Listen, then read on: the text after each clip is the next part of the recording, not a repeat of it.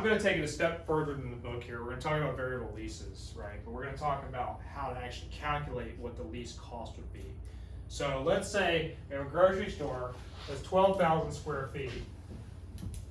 It's a save a lot because Winn-Dixie's are like 50,000 square feet, okay, for an average store, 40 to 50. So we're talking about a small grocery store, 12,000 square feet, and we want to rent that every month for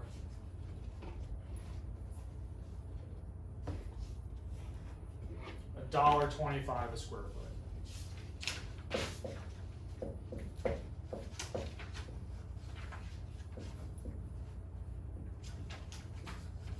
Okay.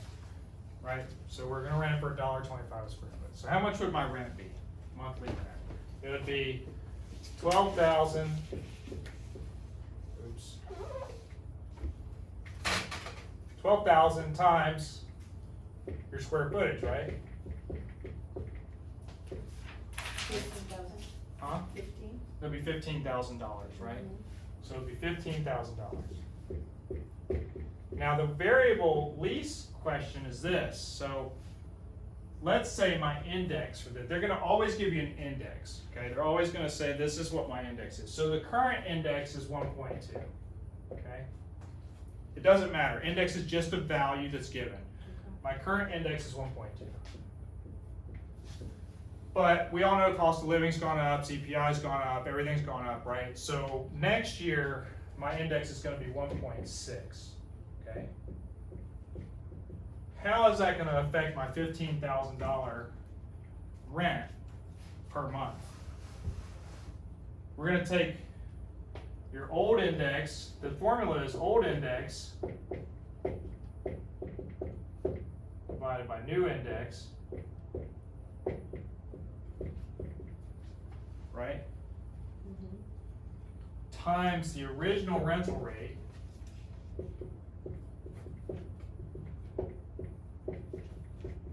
The 15,000. correct Okay.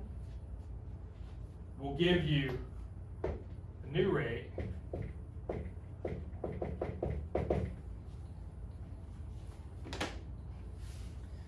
if your index is going up. This is how you have to think about it. If your index is going up, your rent price is going to go up. Okay. If your rent price is going to go up and you divide it the wrong direction, you won't get a larger number, you'll get a smaller I number, did. right? Yeah.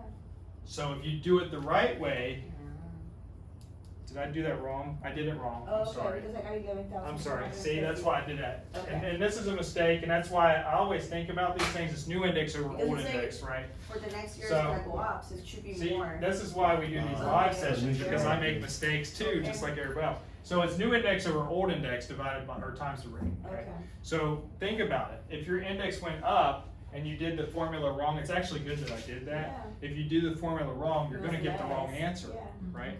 So you can't do the formula wrong if you think about the concept, right? So I'm sitting here looking at it, and I look in the book and I see the formula and I write it down wrong and I say it wrong, right? But 1.6 is a new index.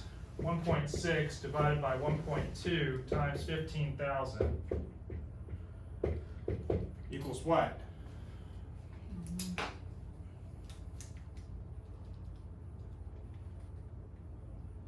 Right. 20,000? What'd you get for the 1.6 divided by 12.5, if I'm not mistaken. 1.25? That sounds right.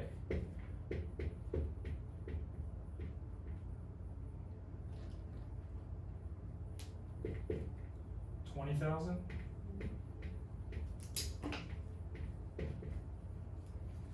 We know that 1.6 is larger than 1.2. This number needs to be larger than this number, Okay, yeah. right? So if your answers are 10,000, 12,000, 15,000, and 20,000, and you know this number is larger, then you know this answer is right without doing any math. That's the key to passing the state exam and not knowing how to do the math. Okay. If you know the concept that if the index went up, the rate went up, Mm-hmm. you need to know that two of the numbers are going to be lower most likely. Two of the numbers are going to be higher. How do we figure out how to get that number? Divide the old index by the new index, you get the multiplier. You got it. When you're doing math, the other thing I'll tell you, when you're doing math, get in the habit of carrying your units over. So instead of doing this, 12,000 square feet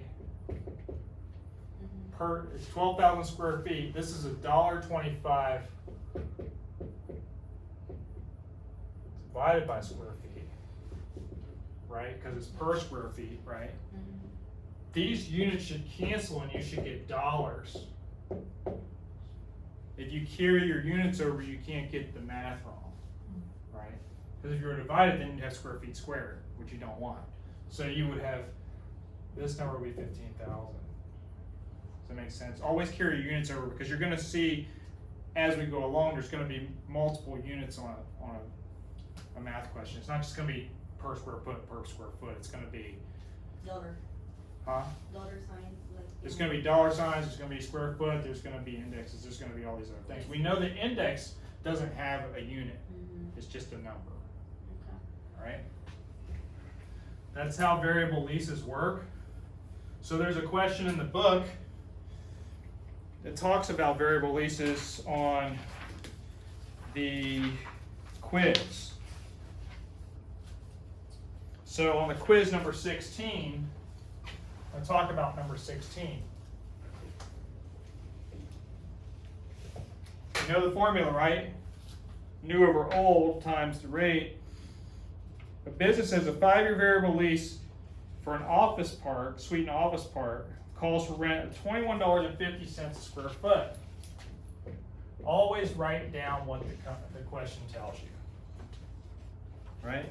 Two things you need to do in math. Write down the formula and write down what the question is doing. So you have new over old times rate, right? Equals new rate. That's the formula, right?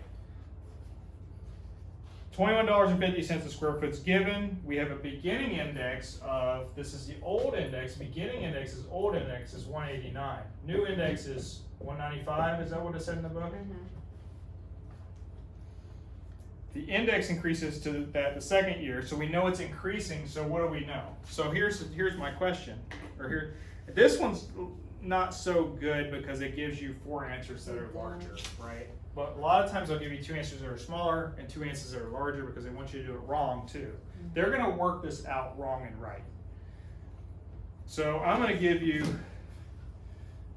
can I borrow your calculator? Yeah, please. So I'm gonna give you the answers that you're likely to see on the state exam.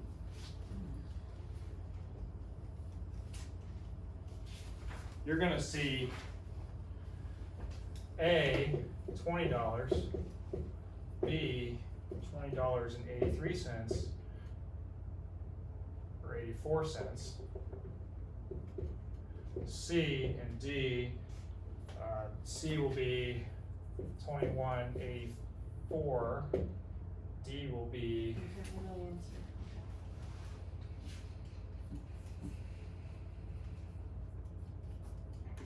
D will be 22.18. So here's how you, this is more likely how you would see it on the state exam. Okay. So do the math. How do you do this? How do you do this? Is it divided this way or is it divided the other way? Well, So it's divided the other way, it's an right. inverse, right? So it's 195 divided by 189 equals what? 1.03 times your old rate of 2150. It's gonna be 22.18. 2150 equals 2218. But we know that these two are lower. Now you have a 50-50 shot at getting it right, even if you don't do the math. Right? Do the math, figure out which one works, plug and chug it. Divide, if you divide 2218 by 2150, you're gonna get 1.03, and then you can see which 2 numbers, figure out how to do it. You can always plug your answer in and check it. Does that make sense? That's how easy the math is. If you, does it make sense? You got it? You understand? Everybody good? Alright, that's variable leases. That's easy. That's one question on the state.